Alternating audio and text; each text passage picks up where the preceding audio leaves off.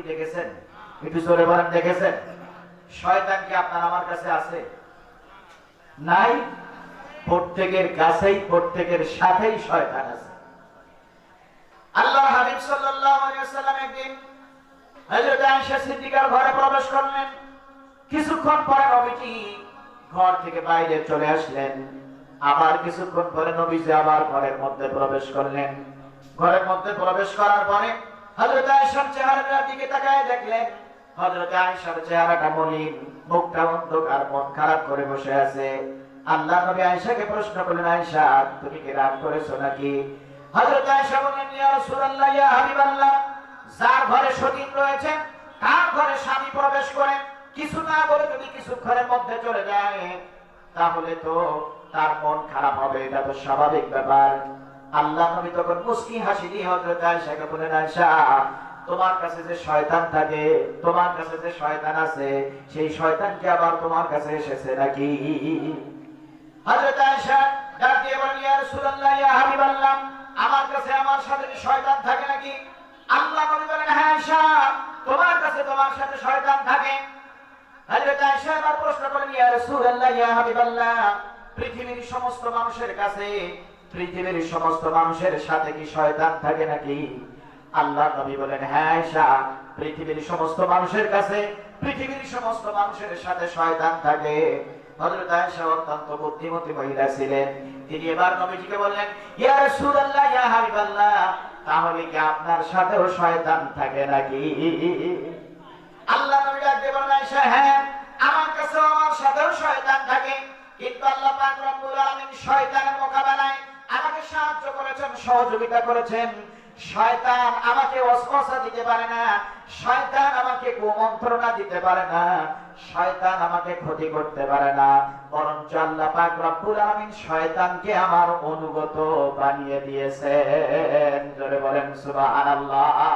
তাহলে বুঝা গেল এই পৃথিবীতে আল্লাহর নবী ছাড়া আর যত মানুষ পৃথিবীতে আছে সকলের সাথে, সকলের কাছে শয়তান থাকে।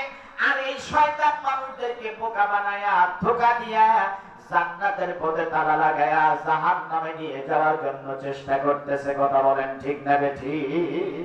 আল্লাহ পাক রব্বুল আলামিন সেই শয়তানের ওয়াসওয়াসা মুক্ত রেখে আপনাকে আমাকে মহাগ্রন্থ কোরআনুল কারীমের মাহফিলে কবুল করেছেন। এজন্য আরেকবার শুকরিয়া আদায় করে নিচ্ছি। সবাই বলছে আলহামদুলিল্লাহ। দুরূদ ও সালাম পেশ করছে বিশ্ব মানবতার মহান শিক্ষক, অবহেলিত, নির্যাতিত, নিপীড়িত জনতার বন্ধু, যার আগমনে গোটা পৃথিবী ধন্য হয়েছিল, যে রাসূল দিন ইসলামকে আপনার আমার পর্যন্ত পৌঁছানোর জন্য তায়েফের ময়দানে রক্ত ঝরাইছেন, উহুদের মাঠে দন্তান মোবারক শহীদ করেছেন, শাবে আবু তালেবের পাহাড়িয়া জেলখানায় 29টি মাসের বেশি সময় ধরে তারা নির্যাতন ভোগ করেছিলেন। এত কষ্ট, এত নির্যাতন, এত ত্যাগ স্বীকার করার পরে যে রাসূল দিন ইসলামকে আপনার আমার পর্যন্ত পৌঁছায় দিয়েছেন, যে রাসূলের শাফাআত ছাড়া আপনি আমি কেউ জান্নাতে যেতে পারবো না, সেই রাসূলের নামে সকলে ভক্তি ভরা দরুদ আর সালাম পেশ করছি। সবাই পড়ছি সাল্লাল্লাহু আলাইহি ওয়াসাল্লাম। সম্মানিত উপস্থিতি, আমরা এমন এক নবীর উম্মত হয়েছি যে নবীর উম্মত হওয়ার জন্য অনেক নবীরা পর্যন্ত আল্লাহর কাছে দরখাস্ত করেছিল। কথা বলেন ঠিক না বেঠিক? পয়গম্বর মুসা আলাইহিস সালাম আল্লাহর কাছে 8 বার দরখাস্ত করেছিলেন, কিন্তু মুসা নবীর দরখাস্ত আল্লাহ কবুল করেন নাই। একজন মাত্র নবীর দরখাস্ত আল্লাহ কবুল করেছেন, তার নাম কি? হযরতে ঈসা আলাইহিস সালাতু ওয়াস সালাম। আল্লাহ পাক রব্বুল আলামিন হযরতে ঈসা আলাইহিস সালামকে কুদরতি ব্যবস্থায় দুনিয়া থেকে আসমানে উঠায় রেখে দিয়েছেন। আমার শেষ জামানায় আখেরি জামানার নবীর উম্মত করে দ্বিতীয়বারের মতো ঈসা নবীকে পৃথিবীর জমিনে পাঠানো হবে। কথা বলেন ঠিক না বেঠিক? সম্মানিত ভাইরা, এই নবীর উম্মত হওয়ার জন্য আপনাকে আমাকে কি কোনোদিন কোনো অফিস আদালতে ধর্ণা দিতে হয়েছে? কোন জায়গায় দরখাস্ত করা লেগেছে? বিনা দরখাস্তে এমন এক নবীর উম্মত হয়েছি যে নবীর উম্মত হওয়ার কারণে আপনি আমি দুনিয়ার জীবনেও সম্মানিত, পরকালে আখিরাতে বিচার শেষে এই নবীর উম্মত হওয়ার কারণে আল্লাহ তাআলা গোটা হাসরবাসীর মধ্যখান থেকে আপনাকে আমাকে ডেকে একত্রিত করে বাছাই করে মান, সম্মান, ইজ্জত বহুগুণে বাড়িয়ে দিবেন। জোরে বলেন সুবহানাল্লাহ। সম্মানিত ভাইরা, আপনি আমি দুনিয়ার জীবনে এই নবীর উম্মত হওয়ার জন্য কিভাবে সম্মানিত হলাম? এই পৃথিবীতে আল্লাহ পাক রব্বুল আলামিন যত নবী রাসূল পাঠিয়েছেন, সমস্ত নবী রাসূলদের মধ্যে শ্রেষ্ঠ নবী রাসূলের নাম কি? আখিরি জামানার পয়গম্বর জনাবে মুহাম্মদুর রাসূলুল্লাহ সাল্লাল্লাহু আলাইহি ওয়াসাল্লাম। এই সর্বশ্রেষ্ঠ নবীর উম্মত হওয়ার কারণে আপনি আমি দুনিয়ার জীবনে সম্মানিত, পরকালে আখিরাতে বিচার শেষে এই নবীর উম্মত হওয়ার কারণে আল্লাহ তাআলা আপনাকে আমাকে সম্মানিত করবেন। কিভাবে করবেন? আসুন আমরা হাদিস শরীফ থেকে জেনে নেই। আমার ভাইয়েরা, বুখারী শরীফের হাদিসের মধ্যে এসেছে, কাল কিয়ামতের দিন কঠিন মুসিবতের সময় ওই যে বিশাল সূর্যটা যখন মানুষের মাথার কাছে চলে আসবে, মানুষের মাথার কিনুগুলো টকবক করে জমিনে পড়তে থাকবে, কেউ কোনো কথা বলতে পারবে না, তৃষ্ণায় পিপাসার্ত হয়ে ছটফট করতে থাকবে, হাঁসফাঁস করতে থাকবে, জিহ্বা নাভি পর্যন্ত হাঁটু পর্যন্ত চলে যাবে। ওই কঠিন মুসিবতের সময় আমার আল্লাহ পাক রব্বুল আলামিন মহান রূপ ধারণ করে বিচারের আসনে বসবেন। বিচারের আসনে বসেই আল্লাহ তাআলা সর্বপ্রথম নূহ নবী আলাইহিস সালাতু ওয়াস সালামকে ডাকবেন। কোন নবীকে ডাকবেন? একটু জোরে বলেন, কোন নবীকে ডাকবেন? হযরত নূহ নবীকে ডাকবেন।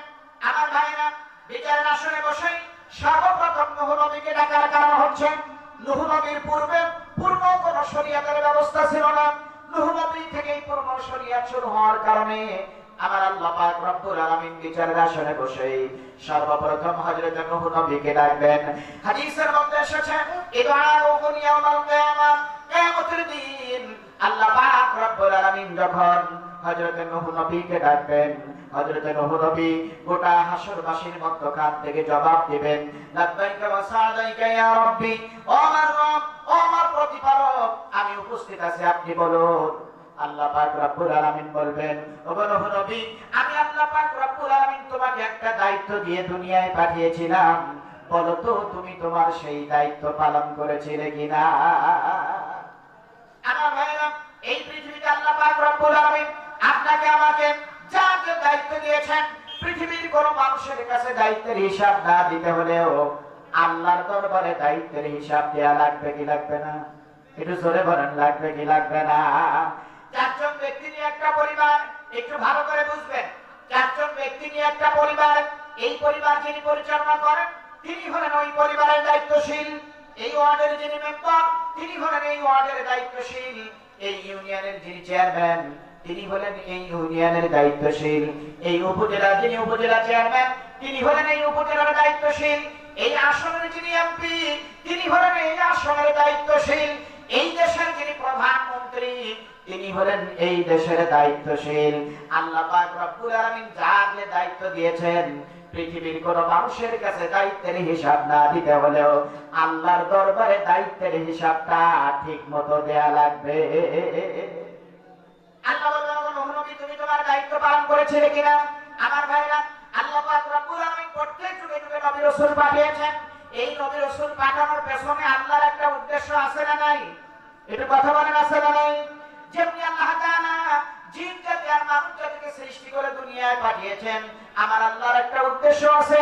আল্লাহ রাব্বুল আলামিন সূরা জারিয়ার 56 নম্বর আয়াতে বলেন, ওয়া মা খালাকাতুল জিন্না ওয়াল ইনসা ইল্লা লিয়াবুদুন। আল্লাহ পাক রব্বুল আলামিন বলেন, আমি জিন জাতি আর মানব জাতিকে সৃষ্টি করে দুনিয়ায় পাঠিয়েছি একটি মাত্র কারণে, তারা দুনিয়ায় গিয়ে আমি আল্লাহ আমার ইবাদত করবে, আমি আল্লাহ আমার গোলামি তারা করবে, আমি আল্লাহ আমার দাসত্ব তারা করবে, আমি আল্লাহ আমার আইন তারা মেনে চলবে। এই জিন জাতি আর মানব জাতি সৃষ্টি করে দুনিয়ায় পাঠানোর পেছনে আমার আল্লাহর যেমন একটা উদ্দেশ্য ছিল, ঠিক তদ্রূপ আল্লাহ পাক রব্বুল আলামিন প্রত্যেক যুগে যুগে জাতির লোকের নিকট নবী রাসূল পাঠিয়েছেন। এই নবী রাসূল পাঠানোর পেছনেও আমার আল্লাহর একটা উদ্দেশ্য আছে। আল্লাহ রাব্বুল আলামিন সূরা নাহলের 36 নম্বর আয়াতে বলেন, ওয়ালাকাদ বা'আতনা ফি কুল্লি উম্মাতির রাসূলান আন ইবুদুল্লাহা ওয়াজতানিবুত তাগুত। আল্লাহ রাব্বুল আলামিন বলেন, ওয়ালাকাদ বা'আতনা, অবশ্যই আমি আল্লাহ তাআলা পাঠিয়েছি, প্রেরণ করেছি, এই কুল্লি উম্মাতিন, প্রত্যেক জাতির লোকের নিকট রাসূল আর নবী রাসূলদেরকে তাদের একটাই দাওয়াতি মিশন ছিল, আন ইবুদুল্লাহ, এই পৃথিবীতে আল্লাহ ছাড়া কারোর আইন চলবে না। আন ইবুদুল্লাহ, একমাত্র ইবাদত করতে হবে আল্লাহ, একমাত্র গোলামি করতে হবে আল্লাহ, আইন মানতে হবে কার? সাথে সাথে অধিকারী মুক্ত অবুধ কাকুতি শক্তিকে মানুষের মস্তিষ্ক প্রসূত সমস্ত প্রকারের আইন ও আদর্শকে পায়ের তলে পদদলিত করে আল্লাহর আইন রাসূলের আদর্শকে বাস্তবায়ন করার দাওয়াতি কাজ করার জন্যই আল্লাহ তাআলা যুগে যুগে পৃথিবীতে নবী রাসূল পাঠিয়েছিলেন। আল্লাহ বলবেন, ওগো নবী, তুমি তোমার দায়িত্ব পালন করেছিলে কিনা? আল্লাহ নবী নূহ আলাইহিস সালাম বলবেন, ওগো রব্বুল আলামিন, আমি আমার দায়িত্ব পালন করেছি। আল্লাহ বলবেন, ওগো নবী, আমি আল্লাহ তাআলা সব কিছু জানি, সব কিছুর খবর আমার কাছে আছে। তারপরেও যেহেতু আজকে আমি বিচারের আসনে বসেছি, সুতরাং তোমার মুখের কথা শুনে আমি বিচার করতে পারবো না। তোমার জাতির লোকদেরকে আমি ডাকবো, একত্রিত করব, একত্রিত করে তাদের কাছ থেকে সাক্ষ্য গ্রহণ করব। এবার আল্লাহ পাক রব্বুল আলামিন নূহ নবীর জাতির লোকদেরকে ডাকবেন, ডেকে একত্রিত করে বলবেন, হে নূহ নবীর জাতির লোকেরা, তাকিয়ে দেখো তো, এই সেই নূহ নবী যাকে আমি আল্লাহ তাআলা তোমাদের কাছে পাঠিয়েছিলাম আমার কালেমার দাওয়াত দেওয়ার জন্য। বলো তো, এই নূহ নবী তোমাদের কাছে আমার কালেমার দাওয়াত পৌঁছায় দিয়েছিল কিনা? আমার ভাইরা, আল্লাহ নবী নূহ আলাইহিস সালাম 950 বছর ধরে দাওয়াতি কাজ করেছিলেন। ঈমান এনেছিল মাত্র 40 জোড়া। তার মানে কয়জন? 40 জোড়া সমান কয়জন? 80 জন। এই অল্প সংখ্যক ব্যক্তিরা ঈমান আনয়ন করার কারণে আল্লাহর আযাবের গ্রেফতার থেকে মুক্তি পাওয়ার জন্য নূহ নবীর জাতির লোকেরা আল্লাহর আদালতে দাঁড়িয়ে নূহ নবীর বিরুদ্ধে মিথ্যা সাক্ষী দিয়ে বলবে, ওগো রব্বুল আলামিন, এই নূহ নবী তো আমাদের কাছে কালেমার দাওয়াত দেয় না। নাউযু বিল্লাহ। নূহ নবীর জাতির লোকেরা আল্লাহর আদালতে দাঁড়িয়ে নূহ নবীর বিরুদ্ধে মিথ্যা সাক্ষী দিয়ে বলবে, ওগো রব্বুল আলামিন, এই নূহ নবী আমাদের কাছে তো কোনো কালেমার দাওয়াত দেয় নাই। অথচ আল্লাহ পাক রব্বুল আলামিন নূহ নবীকে এমন শক্তি দিয়েছিলেন, নূহ নবী যখন পাহাড়ের উপরে দাঁড়িয়ে কালেমার দাওয়াত দিতেন, নূহ নবীর দাওয়াতের কণ্ঠের আওয়াজ আল্লাহ তাআলা পূর্ব দিগন্ত থেকে পশ্চিম দিগন্ত পর্যন্ত পৌঁছায় দিতেন। জোরে বলেন সুবহানাল্লাহ। নূহ নবীর জাতির লোকেরা আল্লাহর আদালতে দাঁড়িয়ে নূহ নবীর বিরুদ্ধে সাক্ষী দেবে। আমার ভাইরা, দুনিয়ায় একজন আলেমের বিরুদ্ধে এলাকার মানুষ যদি মিথ্যা সাক্ষী দেয় আমরা কষ্ট পাই, অথচ নূহ নবীর জাতির লোকেরা আল্লাহর আদালতে দাঁড়িয়ে নূহ নবীর বিরুদ্ধে মিথ্যা সাক্ষী দেবে। আল্লাহ পাক রব্বুল আলামিন বলবেন, ওগো নূহ নবী, আজকে তোমার জাতির লোকেরা তোমার বিরুদ্ধে সাক্ষী দিয়েছে, তোমাকে মিথ্যাবাদী করেছে, এখন তোমার পক্ষে সাক্ষী কারা? আমার ভাইরা, দেখবেন আমাদের আদালতে যখন বিচার হয়, আসামির পক্ষে বিপক্ষে সাক্ষীর প্রয়োজন হয় কি হয় না? একটু জোরে বলেন, হয় কি হয় না? কিন্তু আমার দেশে সাক্ষী দেয় তারা ফার্স্ট ক্লাস কলা মুলসর আর টলিসর যারা। কথা বলেন ঠিক না বেঠিক? কলাসর মুলসর টলিসরেরাই আলেম ওলামাদের বিরুদ্ধে মিথ্যা সাক্ষী দিয়ে আলেম ওলামাদেরকে অপরাধী সাব্যস্ত করে, আলেম ওলামাদেরকে মিথ্যা অপবাদ দিয়ে, আলেম ওলামাদের বিরুদ্ধে মিথ্যা রায় দিয়ে আলেম ওলামাদেরকে পৃথিবীর জমিন থেকে বিদায় করে দেওয়ার ষড়যন্ত্র করেছিল। কথা বলেন ঠিক না বেঠিক? আমার ভাইয়েরা, আল্লাহ বলেন, ওগো নূহ নবী, তোমার জাতির লোকেরা তোমার বিরুদ্ধে সাক্ষী দিয়েছে, এখন তোমার পক্ষে সাক্ষী কারা? আমার ভাইয়েরা, হযরত নূহ আলাইহিস সালাম বলবেন, ওগো রব্বুল আলামিন, আমার পক্ষে পৃথিবীর কোনো মানুষ সাক্ষী দেবে না, আমার পক্ষে সাক্ষী দিবেন স্বয়ং আখিরি জামানার পয়গম্বর জনাবে মুহাম্মদুর রাসূলুল্লাহ সাল্লাল্লাহু আলাইহি ওয়াসাল্লাম এবং তার উম্মতেরা। জোরে বলেন সুবহানাল্লাহ। সেই উম্মত কারা? একটু হাত তুলে বলেন, সেই উম্মত কারা? সেই উম্মত হলাম আমরা। আমরা যখন নূহ নবীর পক্ষে সাক্ষী দেওয়ার জন্য আল্লাহর আদালতে দাঁড়িয়ে যাব, আল্লাহ পাক রব্বুল আলামিন ডাক দিয়ে বলবেন, ও মুহাম্মদ সাল্লাল্লাহু আলাইহি ওয়াসাল্লামের উম্মতেরা, তোমরা কিভাবে নূহ নবীর পক্ষে সাক্ষী দেবা? তোমরা তো কেউ নূহ নবীর সময়ে ছিলে না। আপনারা কেউ কি নূহ নবীর সময়ে ছিলেন নাকি? আপনি আমি কেউ নূহ নবীর সময় ছিলাম না। এখন নূহ নবীর পক্ষে আপনি আমি কেমনে সাক্ষী দেব? সাক্ষী দিতে গেলে ঘটনাস্থলে থাকার দরকার আছে না নাই? এটা জোরে বলেন, আছে না নাই? এটা তো আর বাংলাদেশের আদালত না যে ঘটনাস্থলে না থাকলেও সাক্ষী দেওয়া যায়। কথা বলেন ঠিক না বেঠিক? আল্লাহ বলবেন, হে মুহাম্মদ সাল্লাল্লাহু আলাইহি ওয়াসাল্লামের উম্মতরা, তোমরা কিভাবে নূহ নবীর পক্ষে সাক্ষী দিবা? তোমরা তো কেউ নূহ নবীর সময় ছিলে না। আমার ভাইরা, তখন আমাদের জবাবটা হবে, বুখারী শরীফের হাদিসের মধ্যে এসেছে, আমাদের জবাবটা হবে, আল্লাহ মালা যালিকা বিইখবারিল্লাহি তাআলা ফি কিতাবিন নাতিক আলা লিসানিন নবী সাল্লাল্লাহু আলাইহি ওয়াসাল্লাম। চিৎকার দিয়ে বলেন আল্লাহু আকবার। আমাদের জবাবটা হবে, ওগো রব্বুল আলামিন, বুঝেছি আমাদের কাছে একজন সত্য নবী পাঠিয়েছিলেন যার নাম হচ্ছে মুহাম্মদ বিন আব্দুল্লাহ। এই সত্য নবীর কাছে একটা নির্ভুল নির্ভেজাল সন্দেহমুক্ত কিতাব আপনি নাযিল করেছিলেন। কিতাবটার নাম হচ্ছে আল কোরআন। যে কোরআনের শুরুতেই চ্যালেঞ্জ করে বলে দেয়া হয়েছে যালিকাল কিতাবু লা রাইবা ফীহি, there is no doubt in this holy Quran. কোরআনে ভুল তো দূরের কথা, কোনো প্রকার সন্দেহের অবকাশ নাই। এই সন্দেহমুক্ত কিতাব থেকে আমরা পড়েছি, আমরা জেনেছি, আমরা শুনেছি, আমরা বুঝেছি আল্লাহ নবী নূহ আলাইহিস সালাম তার জাতির লোকের নিকট 1 নয় 2 নয় 950 বছর ধরে দাওয়াতি কাজ করেছিল। ওয়ালাকাদ আরসালনা إلى قومه فلبث فيهم ألف سنة إلا 50 عاما